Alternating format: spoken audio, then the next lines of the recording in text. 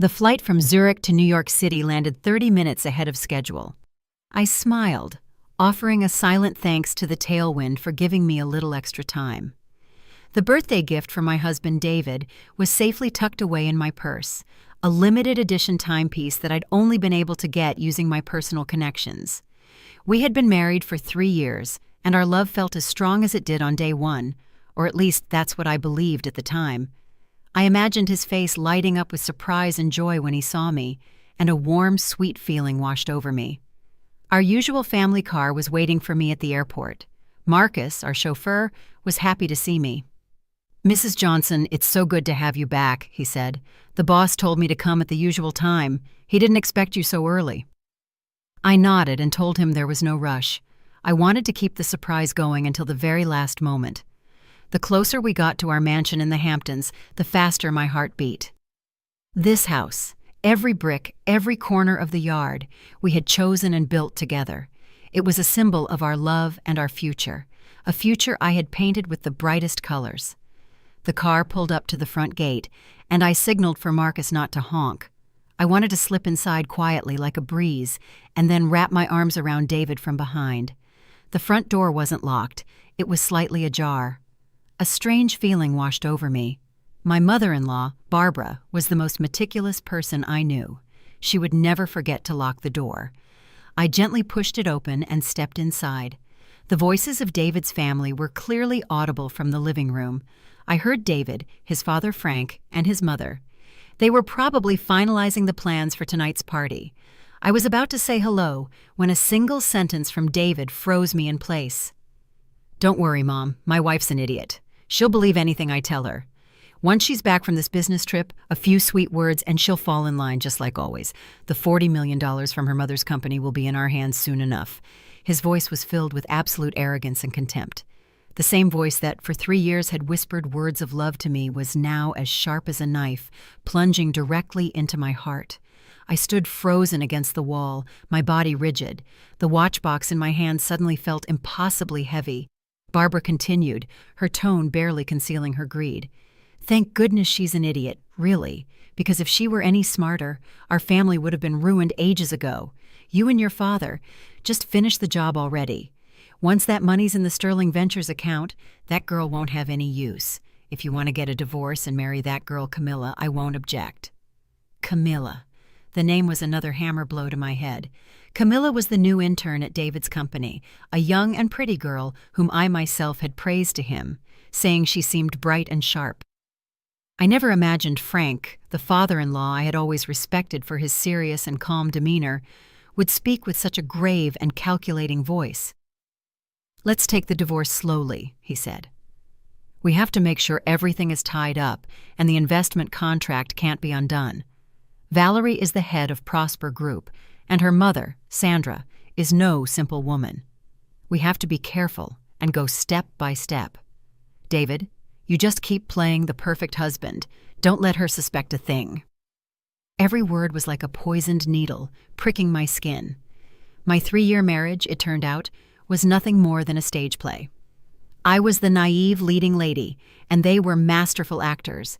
They performed so perfectly that I never suspected a thing. The love, the affection, the promises of a future together, all of it was a lie. Their only goal was the $40 million from my mother's company, Prosper Group, to save their own company, Sterling Ventures, which was on the verge of bankruptcy. A sharp pain seized my chest, and I felt like I couldn't breathe. I had to lean against the wall to keep from falling. But I didn't cry. Perhaps when the truth is too cruel, you can't. Instead, a terrifying cold spread through my entire body. The love inside me died, and from its ashes, hatred was reborn. I backed away in silence, carefully closing the door just as I had found it. I couldn't let them discover their charade had been exposed. If they wanted to perform, I would be the one to rewrite the script for the final act. I turned around and quickly walked out the door that had once been my paradise. My heart was bleeding, but my mind was strangely lucid. The plan for revenge began to form in that very instant. I hailed a cab and asked the driver to take me directly to a hotel in downtown NYC. I needed a quiet place, a space just for me, to organize my thoughts. Sitting in the car, I watched New York City pass by the window, the same familiar streets, the same trees I passed every day. But why did everything feel so alien today? My world had collapsed in a matter of minutes. The man I loved, the family I respected with all my heart, they were all con artists. Arriving at the hotel room, I locked the door and collapsed onto a chair. Silence enveloped me. I didn't cry, I didn't scream, I just sat there, staring into the void. Memories of the past 3 years came flooding back, sharp as a slow-motion film. The day David proposed to me at a lookout point overlooking the Hudson River, his gaze seemed so sincere. The wedding day, promising before both our families to love and care for me for a lifetime. The trips, the romantic dinners, the sweet words. Everything, absolutely everything, was a farce. They saw me as a fat sheep, patiently fattening me up for the day of the slaughter. The more I thought about it, the more the pain transformed into a burning fire of hatred. They had trampled on my love. They had made me an idiot. They wanted $40 million? Well, I would show them the price you pay for underestimating this Valerie. I wasn't some weak girl who crumbles easily. I am the daughter of Sandra Johnson, the CEO of Prosper Group, a woman who built an empire from nothing. My mother's strong blood runs through my veins. I picked up the phone and dialed my mother's number. It rang once, and her voice, always gentle but full of authority, answered. "Valerie? Honey, are you back yet?"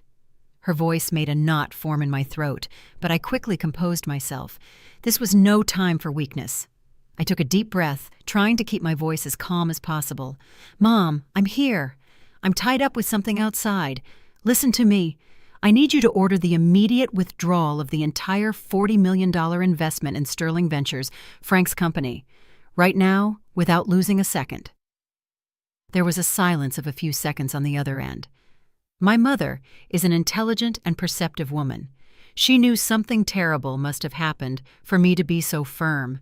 She didn't ask why. She didn't question me. She just said one firm sentence. "Okay, I'll take care of it right now." Her words lifted a huge weight off my shoulders. I knew my mother wouldn't disappoint me. Sandra had been in the business world for decades. Dealing with people like David's family was child's play for her. "And one more thing, Mom," I continued, my voice a couple of tones colder. "From now on, any matter related to me and that family, let me handle it. I'll need your help, but I'll make the decisions.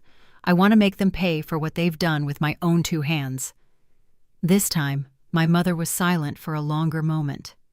I could imagine her frowning, worried about me, but in the end, she respected her daughter's decision. "Understood. Do what you think is right. I'll always be here to support you." Hanging up, I felt a new strength surge within me. The pain was still there, but it no longer paralyzed me. It had become my fuel. I opened my contacts and looked for a familiar name. Philip, attorney at law. Philip was not only my personal lawyer, but also my best friend from college. He was the only person I could fully trust right now. I dialed his number. Philip's voice on the other end sounded as cheerful as ever. "Well, the big boss is back. Did you bring anything for your humble subjects?" "Philip, I need your help," I said seriously. Without a hint of a joke, Philip instantly sensed something was wrong. "Where are you? What happened? Send me the address. Can you come right now? It's very urgent." "Sure, 10 minutes," he replied. After hanging up, I went to the bathroom and filled the tub with cold water. I needed to wash away all the filth David's family had thrown on me. I looked at myself in the mirror, reddened eyes but no tears, a pale face but with a sharp gaze. The weak woman, submerged in a fake love, had died. The person in front of the mirror was completely different, ready for a war without quarter. 15 minutes later, Philip arrived. Seeing my state, he couldn't hide his concern. He sat in front of me and asked anxiously, "Valerie, what the hell happened? You look terrible." Without mincing words, I told him the whole story, from my excited return home to the cruel conversation I overheard in the living room. I told him everything calmly, clearly, without omitting a single detail, in a monotone and emotionless voice, as if I were narrating someone else's story. Only my tightly clenched hands betrayed the chaos inside me. When I finished, Philip was silent for a long time. His normally jovial face hardened, and his eyes flashed with rage. He softly hit the table, a restrained gesture. "Damn them!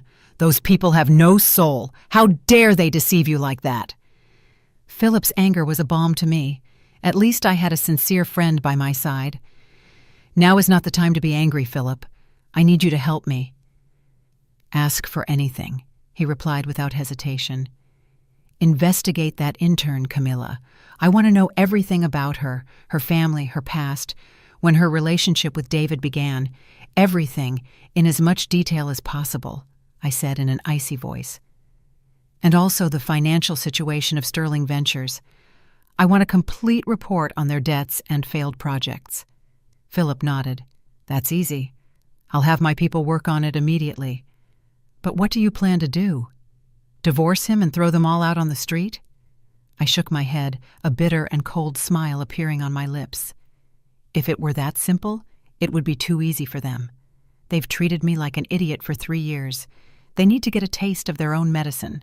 I'll continue to play my part as the sweet, devoted wife. I'll perform this play with them until the very end." Philip looked at me with some worry in his eyes. "Valerie, won't it be too much for you, having to see the man who betrayed you every day, to pretend to love him? I'm afraid you won't be able to handle it." "Don't worry," I said with determination. "When love dies, only reason remains. You do your job well. I'll take care of the rest." After Philip left, I took another hour to calm down. I called the house and told the housekeeper I had an unexpected meeting with an important partner who had just flown in from Zurich, so I would be home late. I asked her to prepare David's birthday party as if nothing were wrong. Then I went to a mall, bought a new dress, and carefully reapplied my makeup. I had to make sure that when I returned, no one would see the slightest hint of a breakdown in me. At 8 o'clock that night, I drove back to the house. The mansion was brightly lit, and soft music played from inside. I took a deep breath, put on the perfect mask of a happy wife, and went in. David ran to greet me with a fake expression of concern. "Honey, you're back. I've been calling you nonstop. I was so worried. Where were you?" I smiled sweetly and wrapped my arms around his neck, a gesture that now made me feel sick. "I'm sorry, my love, an important partner. I couldn't leave earlier. Happy birthday, my husband." I gave him a light kiss on the cheek. David hugged me tightly and whispered in my ear, "Thank you, my life. Just having you here makes me the happiest man in the world." I closed my eyes, trying to hold back the urge to vomit. That hug, which had once been my warmest sanctuary, now felt cold and dirty. My in-laws also came up to me with smiling, kind faces. "Valerie, you're here. Have you eaten anything? Come eat with us," Barbara said with an affectionate voice. "Thanks, Mom. I was so busy with work I didn't even have time to eat," I replied, with a mix of tiredness and happiness. "You've prepared everything so wonderfully." The birthday dinner passed in a warm atmosphere. They played their parts perfectly, and so did I. I served David food, filled my father-in-law's wine glass, and chatted happily with my mother-in-law. Every now and then, I caught the knowing glances they exchanged when they thought I wasn't looking. They were celebrating that their prey was already in the trap, unaware that they were the ones about to fall into the net. That night, lying next to David, listening to the trader's even breathing, my plan for revenge became clearer and clearer in my mind. A few days after that fake birthday party, I started to act. I needed a reasonable excuse to show up at Sterling Ventures, to see the situation with my own eyes, and also to intimidate certain people. After receiving Philip's preliminary report on the disastrous financial situation of the company, I had an idea. That morning at breakfast, I turned to David with a tone of great concern.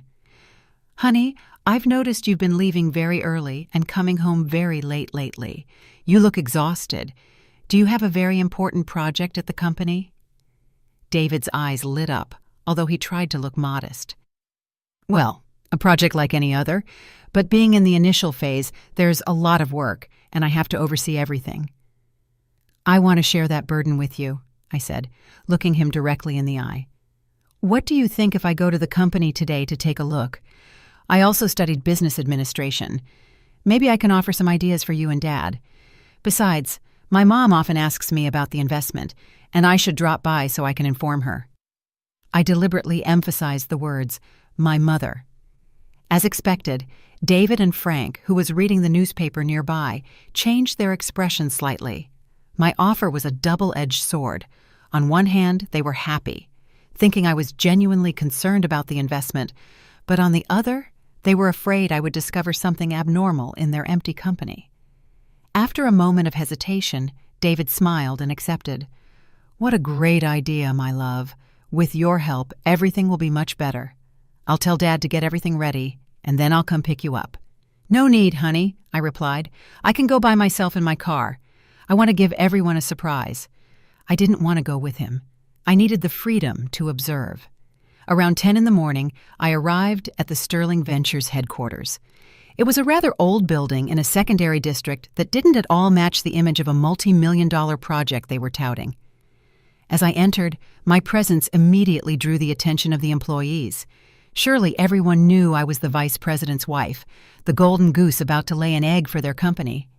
David and Frank ran down to greet me. Both had a tense and forced expression. Honey, why didn't you let me know? David said. I told you I wanted to give you a surprise. I smiled radiantly, taking his arm. Good morning, Dad. This is my first time here. Excuse me if I'm intruding. Frank laughed falsely. What are you saying, daughter? We're family. Your visit is an honor. Let David and I show you the company. They guided me through the different offices. At first glance, everything seemed to be functioning normally, but with my management experience, I could easily notice the disorganization and lack of professionalism in the staff's work.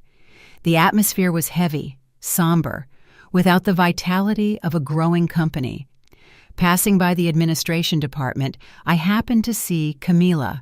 She was sitting at her desk, and when she saw me with David, her face paled, and she quickly looked down, pretending to be busy. I stopped and, smiling, turned to David. Honey, this intern looks so familiar. I think I've seen her somewhere. David flinched, visibly nervous. Oh, no. You must be mistaken. She's just a new employee. I ignored his expression and walked directly to Camilla's desk. I leaned in to read the nameplate. Camilla. Oh, yes, now I remember. The other day you said this girl was very efficient and pretty, right, husband? I said, addressing David, but keeping my eyes fixed on Camilla. She was trembling, her face ashen, not daring to look up. She knew my presence there, as David's wife, was a strong enough warning for her. I wanted to sow fear in her heart, for her to know her place. Then we went to the conference room to listen to Frank and David present their new project. They showed a series of inflated figures on paper, grand but unrealistic plans. I sat in silence, listening, nodding occasionally and asking seemingly innocent questions that, however, hit the weak spots of their plan, making father and son sweat to find an explanation. This visit had accomplished my goal. I had shown them I wasn't easy to fool, and at the same time I had sown doubt and fear between them. The game had just begun. My revenge required time and meticulous preparation. I couldn't just withdraw the investment and expose them. That would be too soft. I wanted them to destroy everything themselves, to experience the feeling of reaching the peak of hope and then falling into the abyss of despair. And for that, I needed them to sink even further into the financial trap they had set for themselves. A week after my visit to Sterling Ventures, I read in the news about a charity auction organized by a prestigious foundation in the city. It was a major event that would bring together many business owners and influential people. I knew David's family wouldn't pass up this opportunity to polish their image and make contacts, and that was also my opportunity. During dinner, I mentioned the auction casually. My mom called to remind me that this weekend is the Heart of Gold Foundation's charity auction. She says it's a very important event, and many of Prosper Group's big partners will be attending. Hearing this, Barbara's eyes lit up. Oh, really, daughter? Your mother certainly has vision. You have to go to those events to expand your contacts. Of course we'll go. I smiled innocently. Yes, but going empty-handed looks a bit bad. Everyone who goes bids on something to support the foundation. I don't know what item to choose. Saying this, I casually opened my tablet and started looking at the list of auction items. I paused at the image of an antique ceramic vase with an exquisite design. Oh, this vase is so beautiful. It looks a lot like one my mother once told me about. She said my grandfather had an identical one, but had to sell it during difficult times and always regretted it. I said it as if it were nothing, with a tone of nostalgia, but kept watching the reactions of David and his parents. Sure enough, they looked at each other, exchanging a look full of meaning. I knew the fish had taken the bait. Gaining the favor of my mother, the CEO of the group who held their destiny in her hands, was what they craved most at that moment. In the following days, I didn't mention the vase again, but I knew David had already had people investigating. One day he came home with a triumphant expression. "My love, I've already asked. That vase is a very valuable antique with a clear provenance. I think we should buy it to give to your mother. I'm sure she'll love it." I feigned concern. "But the starting price is already $50,000. I'm afraid it will go up a lot at the auction. Is it really worth it, honey?" David took my hand with a decisive voice. "To make your mother happy, any amount of money is worth it. Don't worry, I'll take care of it. Consider it a small gesture of appreciation from my parents and me to her." I knew perfectly well that this small gesture was actually an investment. They were willing to spend a large sum to win my mother's trust and ensure the $40 million were not in danger. But what they didn't know was that the vase was a fake. I had asked a friend who was an antiques expert to evaluate it through photos, and he had confirmed it was a very well-made forgery. The person who had put it in the auction was also part of my plan. On the night of the auction, my in-laws and I showed up dressed with elegance and sophistication. David acted as the most gallant and attentive husband. When the antique vase came up, he didn't hesitate to start bidding. The bidding became fierce as other competitors, my people of course, became determined to get it. The price of the vase rose quickly. Finally, David won the bid for $250,000, a figure that caused a murmur throughout the room. When David went on stage to pick up the item, he looked at me with pride and triumph. He thought he had just scored a huge point with his wife's family. Frank and Barbara couldn't hide their joy either. They didn't know that those $250,000 came from David's personal pocket, money he had been secretly saving, which had now become a worthless piece of porcelain. Seeing his smile, I only felt pity. The price of a lie sometimes begins with the brightest of tinsel. After the auction for the vase, David's family was even more convinced that they had completely won my trust and my mother's. Their treatment of me became even sweeter and more solicitous. David even tried to show more remorse for his affair, which he believed I was completely unaware of. But a fox cannot hide its tail. A few days later, Philip gave me an important piece of news. This Saturday night, David has a date with Camilla at Le Ciel, a luxurious French restaurant in the Upper East Side. He's reserved a private corner. I smiled disdainfully. An old dog can't be taught new tricks. He had just spent $250,000 to win over his mother-in-law, and he was already going on a date with his mistress. Maybe he thought I would never go to a place like that alone. Or maybe his blind confidence had clouded his judgment. "Perfect," I told Philip on the phone. "Thanks." I immediately called my mother. "Mom, are you free this Saturday night? I'd like to take you to dinner at Le Ciel." My mother was surprised. "Is something special happening, honey?" "Nothing special, Mom. I just want us to spend some time together. It's been a long time since we went out to dinner alone. Will you come with me?" I said in a coy voice. My mother, who always indulged me, accepted right away. "Of course, my dear. If you ask me, how can I say no? What time?"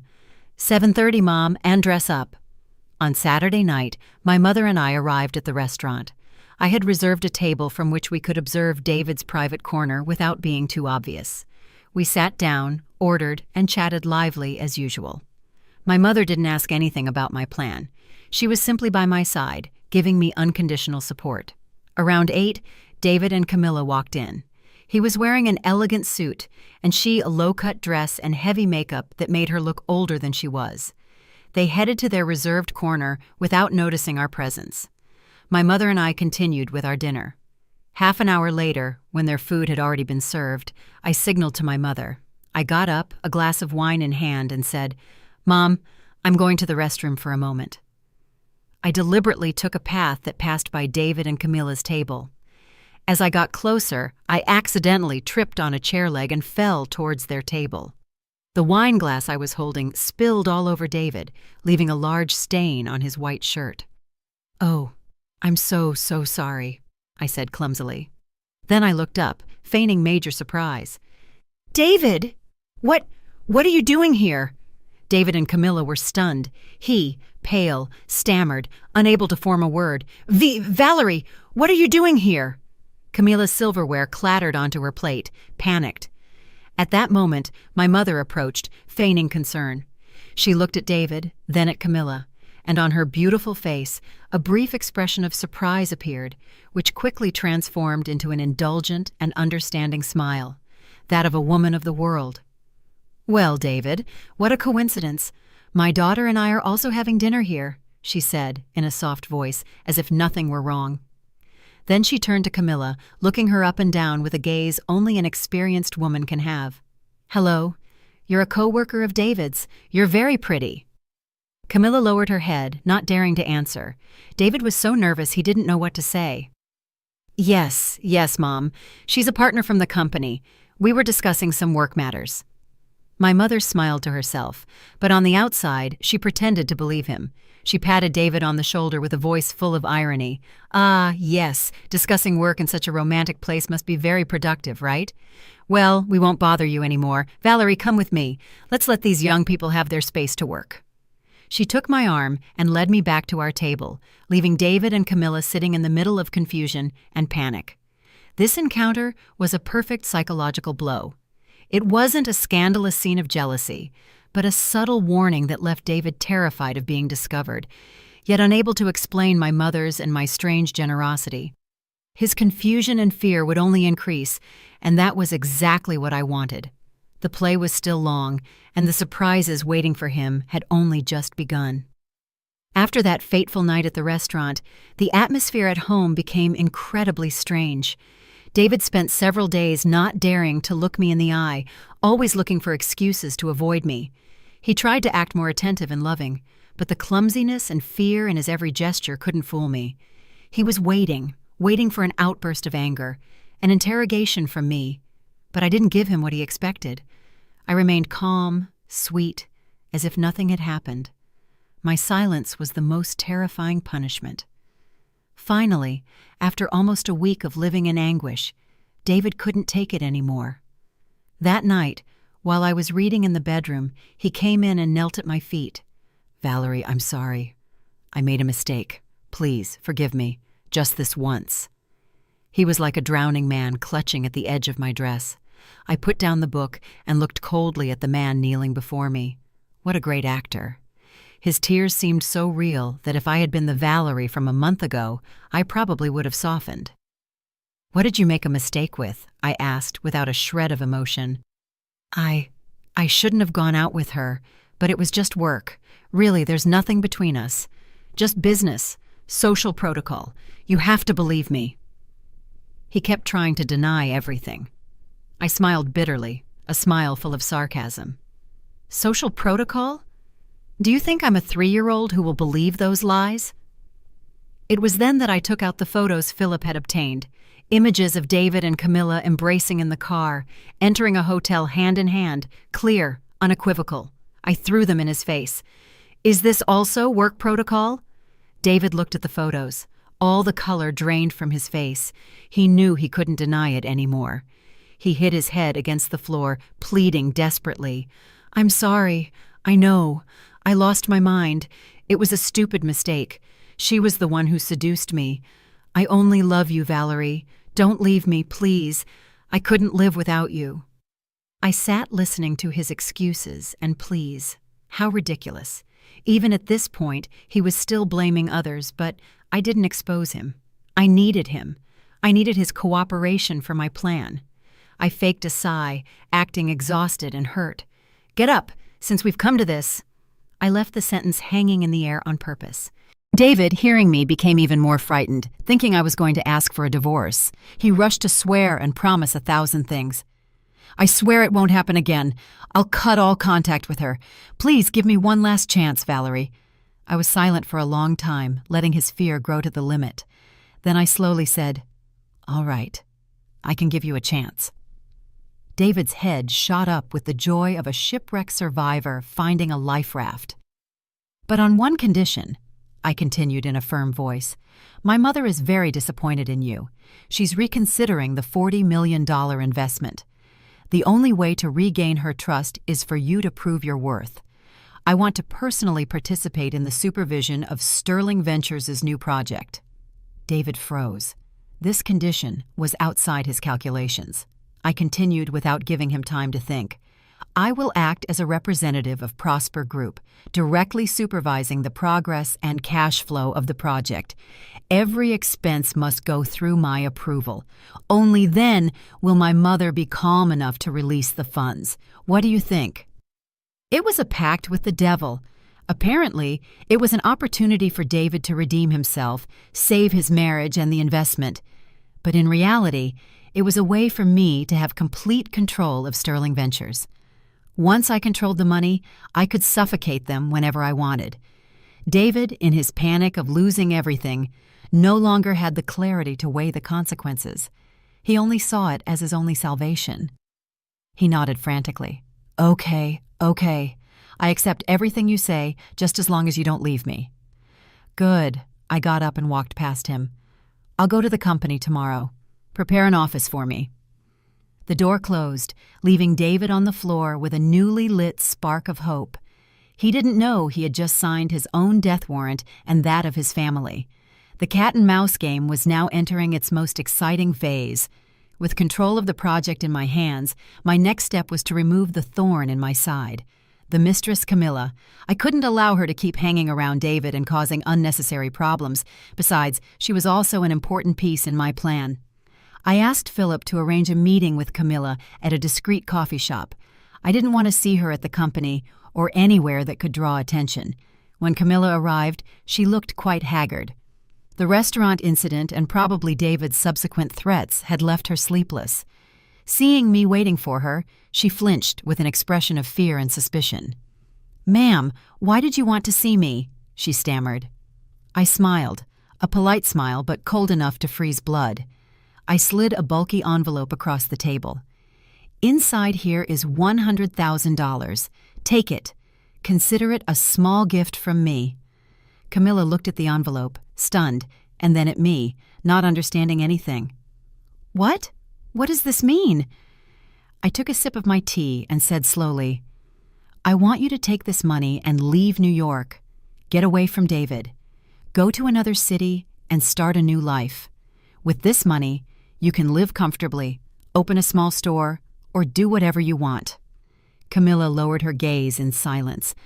I knew she was hesitating. $100,000 was a huge sum for a young girl from a humble background like her. I continued in a soft voice, but with words that hurt her pride. "You're young and pretty. Why waste your youth on a married man? Do you really think David loves you? Don't be naive. All he wants from you is novelty and your body.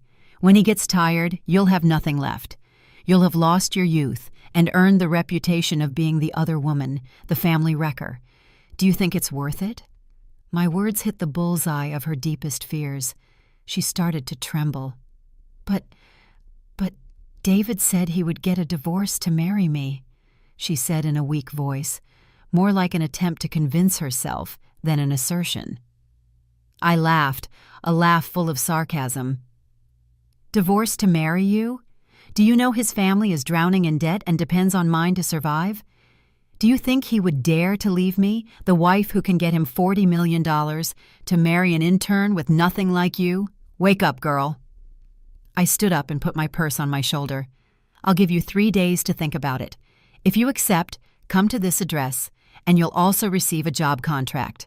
I'll get you a good position in Atlanta with a high salary. If you refuse, then don't blame me for being cruel." I left the last sentence hanging in the air on purpose, so she herself would imagine the consequences. I knew that for someone as greedy and cowardly as Camilla, the choice was clear. As I expected, 2 days later, Camilla contacted me. She accepted the money and left. The transaction was quick and quiet.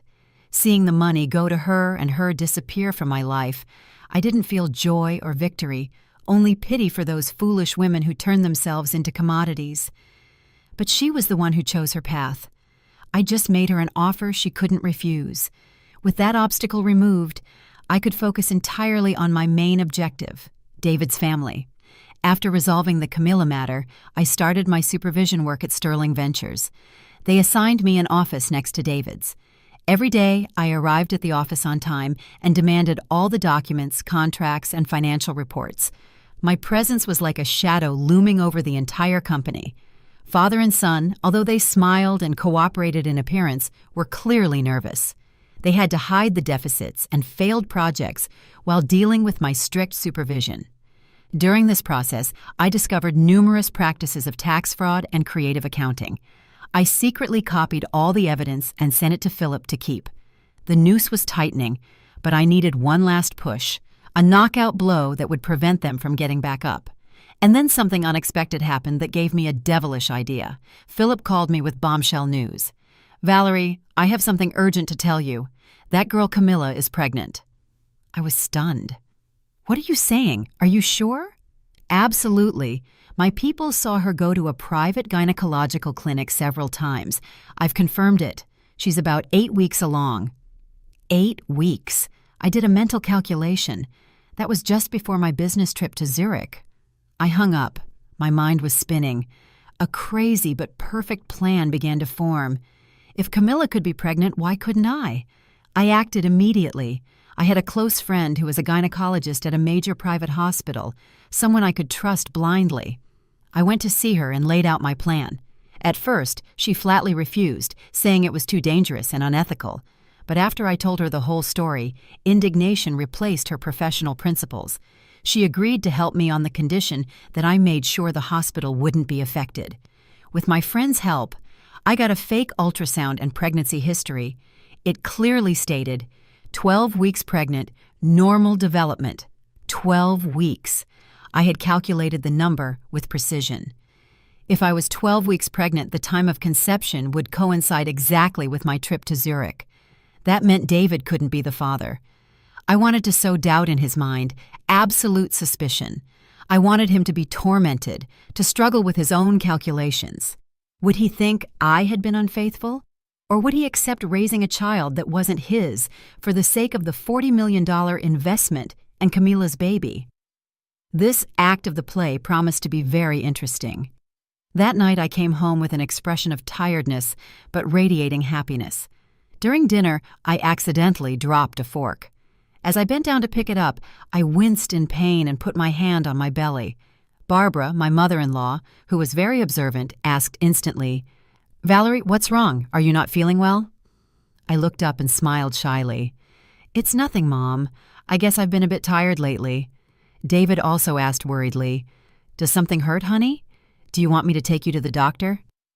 I shook my head, looking at him and the rest of the family with an expression of pure happiness. I took the ultrasound from my purse and gently placed it on the table. "No need to go to the doctor, honey, because I have some good news for the whole family." Everyone's eyes were fixed on the paper. Frank was the first to pick it up. When he read aloud, 12 weeks pregnant, the room fell into a stunned silence. I saw David's face change from surprise to bewilderment and then to a pale panic. He looked at me, then at the paper, with a look full of doubt and fear. My plan had worked. The first act of the end had begun. My good news was like a bomb in David's family. Frank and Barbara were ecstatic. For them, this grandchild was the ultimate guarantee of the $40 million investment, the heir to the empire they dreamed of building. They didn't doubt the truth of the pregnancy for a second, or perhaps they preferred not to. But David was different. In the following days, he lived in torment. I could see the confusion and internal struggle in his eyes. 12 weeks. That number obsessed him day and night. He wanted to ask me, but he didn't dare. He feared that if he did, everything would fall apart. The charade of the happy husband about to become a father would end, and his family's dream of wealth would be shattered. His greed and cowardice prevented him from facing the truth. Meanwhile, I knew the news of Camilla's pregnancy had already reached Barbara's ears. David had surely told his mother, seeking her help. And a woman as practical and twisted as Barbara already had her own plan. That Sunday, I told David I wanted to go to his parents' house to give them the good news and have a family meal. It was a trap I had set, and I knew they would fall for it. The meal passed in an atmosphere of fake joy. Barbara kept serving me food, giving me all kinds of advice for pregnant women. She played the part of a loving mother-in-law perfectly, worried about her grandchild. After the meal, she called me to her room to talk, saying it was women's stuff. David and Frank discreetly left. In her luxurious but cold bedroom, Barbara took my hand and said in a soft, understanding voice, "Valerie, honey, I know you've been through a lot lately. I know everything about David and that girl." I feigned surprise with teary eyes. "Mom, you knew?" She sighed, stroking my hand. "I'm his mother. How could I not know? Men are like that. Sometimes they have their fun outside, but the important thing is that in their heart, it's just you and your child. You see, he's recognized his mistake and come back to you. I know you're a compassionate woman. Forgive him." I lowered my head in silence, playing the part of the hurt wife, but willing to forgive. Seeing this, Barbara got straight to the point. "And as for that girl, Camilla, she's actually a bit pathetic. She made a mistake, and now she's carrying this family's blood in her belly." She stopped to observe my reaction. Seeing that I said nothing, she continued with growing audacity. "I've thought about it carefully. After all, it's my grandchild, and abandoning it would be a shame. How about... Well, you're also going to give birth soon, so we can kill two birds with one stone. We tell everyone you're having twins. When the other girl gives birth, we'll bring the baby home, and you'll recognize it as yours. That way, we save the family's reputation, and we don't lose a sterling heir. What do you think?" Listening to those words, I felt nauseous. How could such a shameless woman exist, calmly proposing to her daughter-in-law that she raise her husband's illegitimate child? What did she think I was? An incubator, a tool to legalize her son's misdeeds?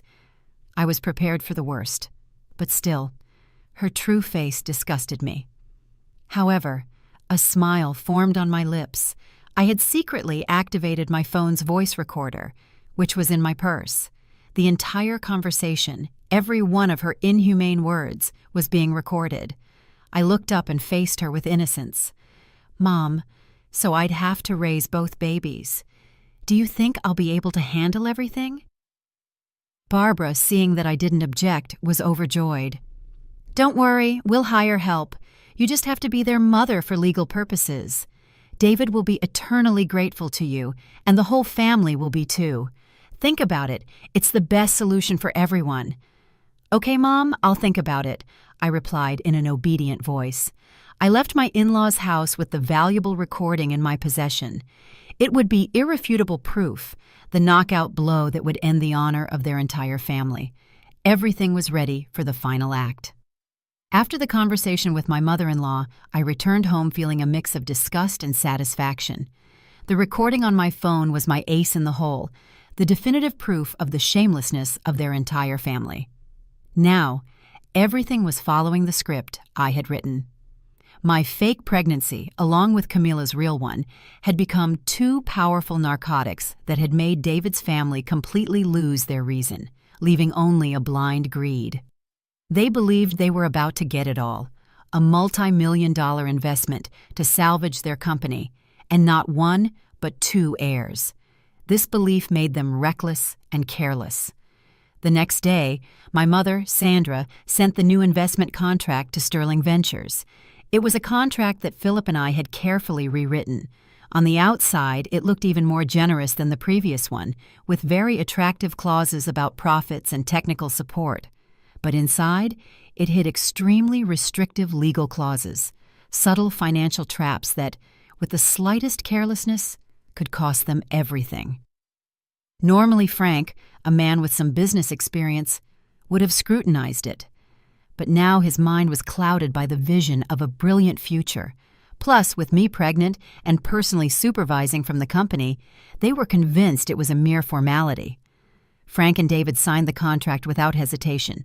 The moment Frank's pen touched the paper, I knew the fate of Sterling Ventures was sealed. To start the new project, according to the grandiose plans they had drawn up, they needed a considerable initial capital. But their company had been empty for a long time. The $40 million investment from Prosper Group, according to the contract, would be released in phases only after Sterling Ventures completed the corresponding stages. This forced them to get the initial funds on their own, and this is where I came into play. As a supervisor, I started making reasonable demands to accelerate the project. I asked them to hire an expensive team of foreign consultants to import the most modern machinery and to make large deposits for high-end materials. These were all huge expenses. Cornered, father and son had no choice but to start taking out loans. The banks had closed their doors to them long ago due to their history of defaults. Their only option was private lenders with usurious interest. They mortgaged the mansion, the cars, mobilized every possible resource, entering a spiral of debt like moths attracted to a flame. They believed they only had to hold on for a bit. As soon as Prosper Group started injecting money, all their problems would be solved. Every day at the office, I saw them desperate, looking for money, humbling themselves before menacing-looking thugs. Seeing their anguished and haggard faces, I felt no satisfaction, only a terrifying coldness inside. How stupid people can become when greed blinds them. They were digging their own graves while happily believing they were building a paradise. The noose had closed. Only the final blow was missing. After almost 2 months of tormenting David's family in their own financial trap, I knew the moment had come. Sterling Ventures was up to its neck in debt, depending completely on our imminent investment. It was time to lower the curtain. I told David that to officially announce the collaboration and celebrate the good news of the family, I wanted to organize a big party, a party to reaffirm Sterling Ventures' position and silence the rumors about its poor financial situation. David and his family went crazy with joy. It was exactly what they had been waiting for. A high-profile event to announce to the world that they were back stronger than ever, with the backing of the powerful Prosper Group. Without hesitation, they accepted and gave me free rein to organize everything. I chose the Grand Ballroom of the Plaza Hotel, one of the most luxurious and expensive 5-star hotels in New York City. I sent invitations to the entire business elite, to major partners, to banks, and of course, to the press. I wanted everyone to be there to witness the fall of the Sterling family. That night, David's family arrived very early. They wore their finest clothes, with faces radiating arrogance and triumph. Frank walked around, greeting important guests as the host of the party. Barbara, covered in diamonds, laughed and boasted about her brilliant daughter-in-law and future grandchild. David didn't leave my side, a possessive arm around my waist, playing the part of the loving husband and successful man about to achieve glory. They didn't know that everything was a grand stage I had set. Every congratulation, every look of admiration was an invisible knife that inflated their ego so the fall would be even more painful. I was the center of attention in a deep red evening gown, smiling and greeting everyone. The dress was designed to hide my flat stomach. I looked at my husband, at his family, immersed in their fake glory, feeling nothing. This would be their last party, and I would be the one to blow out the candles on this cake of destiny. The stage was set, the actors in their places. All that was left was for the curtain to rise on the final tragedy. When the party was at its peak, the soft music suddenly stopped. All the lights in the ballroom went out, except for a spotlight that illuminated me. As I walked onto the stage, all eyes were on me. The silence became absolute. David's family looked at me with pride, thinking I was going to give a speech to honor them and announce the project of the century. I smiled, a radiant smile, but without warmth. I took the microphone, and my clear voice resonated in the room. Good evening, and welcome to everyone for joining us today. I am Valerie Johnson, CEO of Prosper Group, and as you know, the wife of David Sterling. I paused, looking at David. He smiled, encouraging me. I turned to the audience. Today is a very special day. I'm here to share a couple of stories with you, stories about the truth. With that, I signaled to the technician. On the large screen behind me, instead of a project video, a recording began to play. Don't worry, Mom. My wife's an idiot. She'll believe anything I tell her. It was David's arrogant voice, the same one I had heard from behind the door. A murmur rippled through the room. The smile froze on the faces of David and his family. They were stunned, not understanding a thing. The first recording ended, and the second began. This time, it was Barbara's voice. We tell everyone you're having twins. When the other girl gives birth, we'll bring the baby home, and you'll recognize it as yours. At that moment, scandal erupted. People started whispering, and all the looks of astonishment, contempt, pity were fixed on the Sterling family, who were petrified in their seats. I let the chaos calm down a bit before continuing in a firm voice. Ladies and gentlemen, for 3 years I lived in a perfectly orchestrated stage play. They approached me and married me with one single goal, the $40 million of Prosper Group. They treated me like an idiot, a tool for their gain. I looked directly at David, who was trembling, pale as a ghost. He, the husband I loved with all my heart, was unfaithful to me and conspired with his family to deceive me.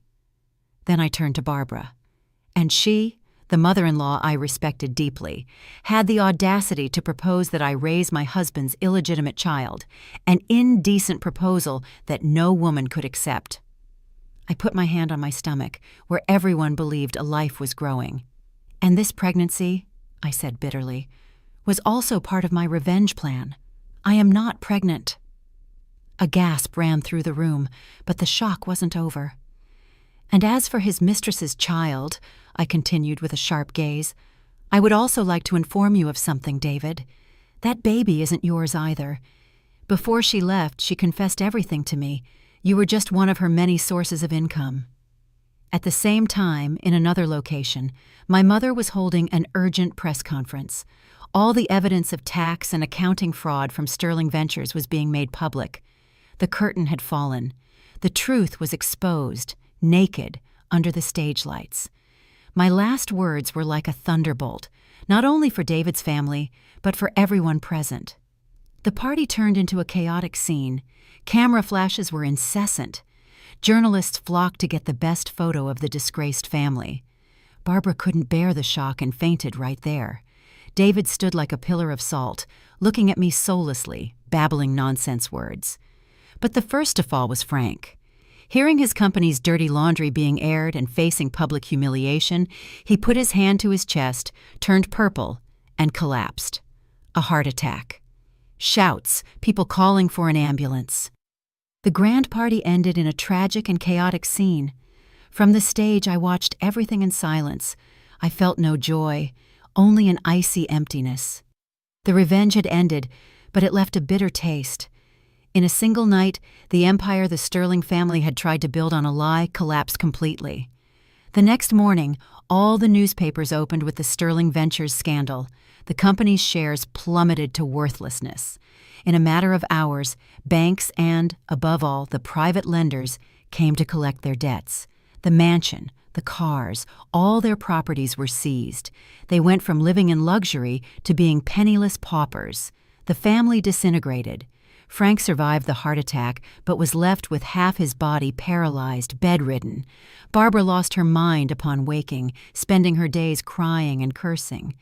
And David, from being a handsome vice president, became unemployed with a multi-million-dollar debt and a bleak future. He had to take his parents to live in a small, dirty, rented apartment in a working-class neighborhood. The fall was quick and brutal. It was the price they paid for their greed and their lies.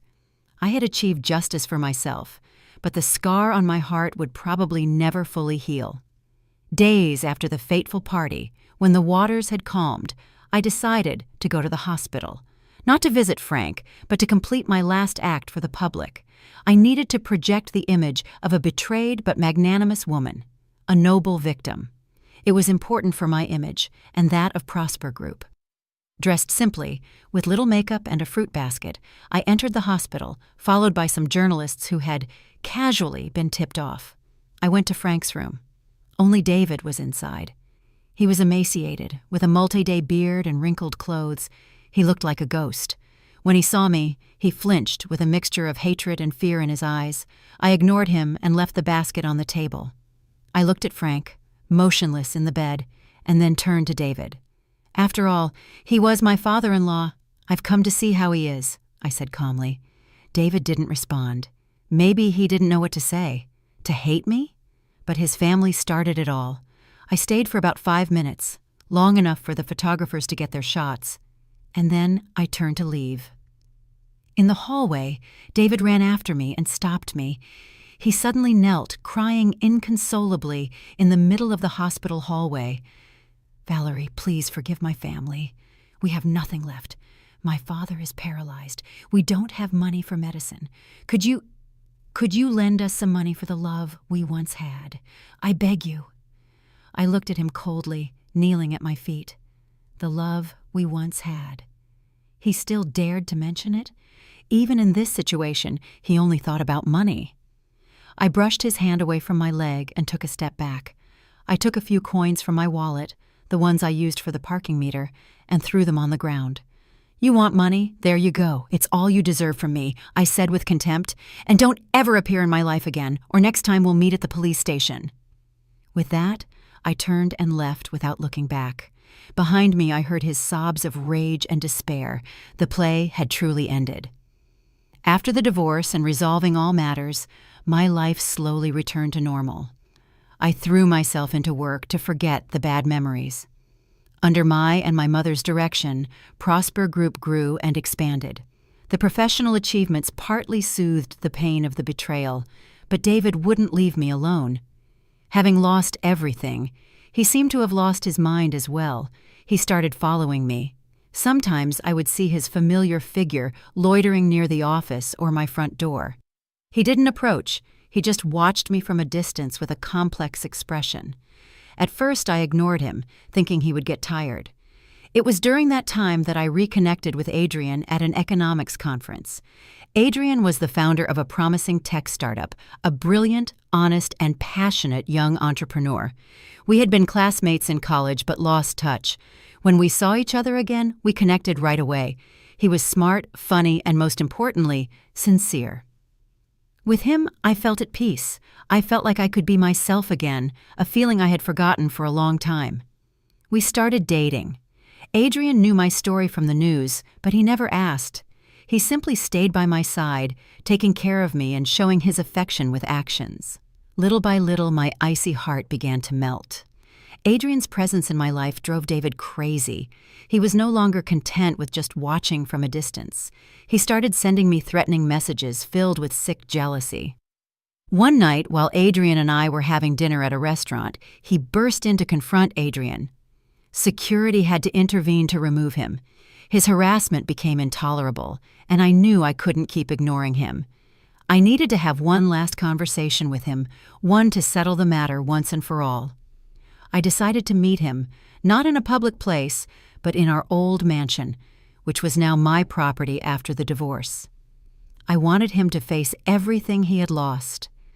David arrived at the meeting looking even more pathetic than he had at the hospital. He was skeletal, with tired, sunken eyes and clothes that were old and worn. He looked like a ghost. When he saw me, he lunged to grab my hand. "Valerie, you finally wanted to see me. I knew it. I knew deep down you still loved me." I stepped back, keeping my distance. "Don't get your hopes up. I called you to clear things up once and for all." "Clear what up, Valerie? We can start over," he pleaded. "I know I made a mistake. I'll fix it. I'll do anything to make it up to you." We were happy. Have you forgotten? I laughed, a cold laugh. Happy? The kind that's built on lies and deception? David, do you know why you failed so miserably? He looked at me, confused. Because you're stupid and arrogant, I said in a sharp voice. You thought I didn't know anything, that I was easy to fool, but you were wrong. Everything, from the moment I came back from Zurich, was part of my plan. The fake vase, the encounter at the restaurant, the investment contract, the fake pregnancy. I orchestrated it all. I've been 2 steps ahead of you this whole time. I told him my plan in detail, without omitting anything. I wanted him to know that he was never the winner, just a puppet in the play that I myself had directed. As I spoke, David's face changed from hope to astonishment, then to horror, and finally to despair. He backed away, looking at me as if I were a monster. No, it can't be. You deceived me. Exactly, I affirmed. I just treated you the way you treated me. You taught me a lesson, that in this life you can't trust anyone. Now it's over. Get out of my life. If you keep following or harassing me, this recording is going straight to the police. I held up my phone, showing him the audio file with his threats. It was enough evidence to send him to jail for a few years. David looked at the phone, and then at me. His will and the little pride he had left shattered. He collapsed to the ground, crying silently. A man who had lost everything, family, career, love, and even his dignity. The play had truly ended. After that last encounter, David disappeared completely from my life. He no longer followed me. No more messages. The harsh truth I revealed to him had destroyed him. Sometime later, I read a small note in the newspaper. Frank, after a long treatment, had regained some mobility and speech. The first thing he did was to send a public apology letter to my mother and me through his lawyer. In it, he admitted all of his family's mistakes, the greed that had blinded them, and asked society for forgiveness. It was an intelligent gesture, though belated. It wouldn't save their company or restore what they had lost, but at least it allowed them to retain a last shred of honor. The curtain on the Sterling charade fell definitively amid ruin and regret. As for Camilla, as I had foreseen, after receiving a large sum of money and learning the truth about the pregnancy, she also disappeared, silently.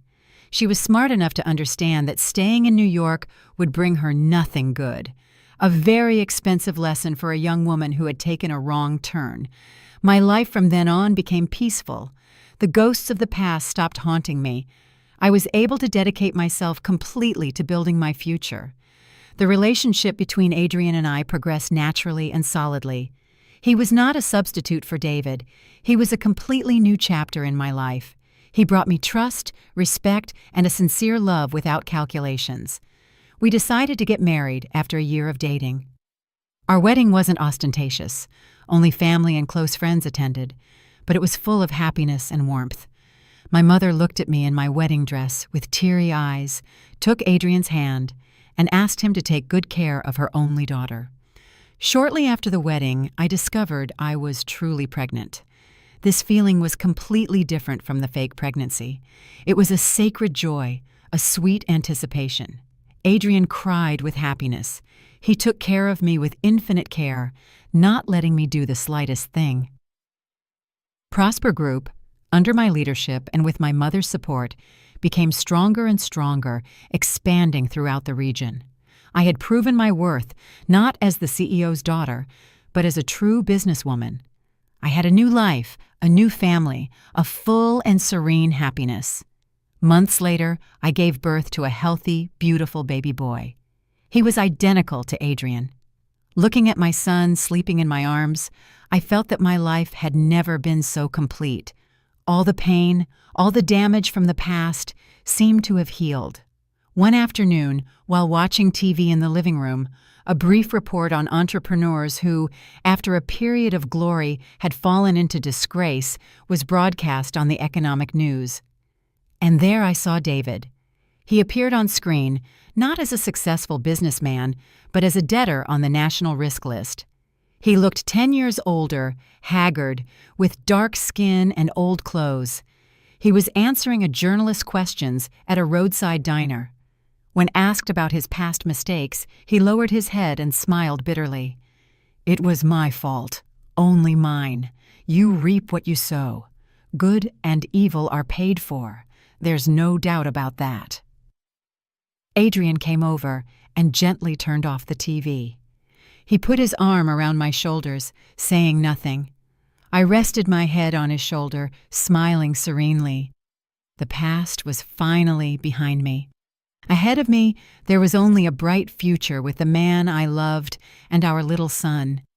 I had turned the game of my life around and had finally found my true happiness. Did you like my story? And which city are you listening from? Let's meet in the comments. If you liked the story, you can support me by sending a super thanks so I can keep bringing more stories like this. Thank you so much for your sweet support.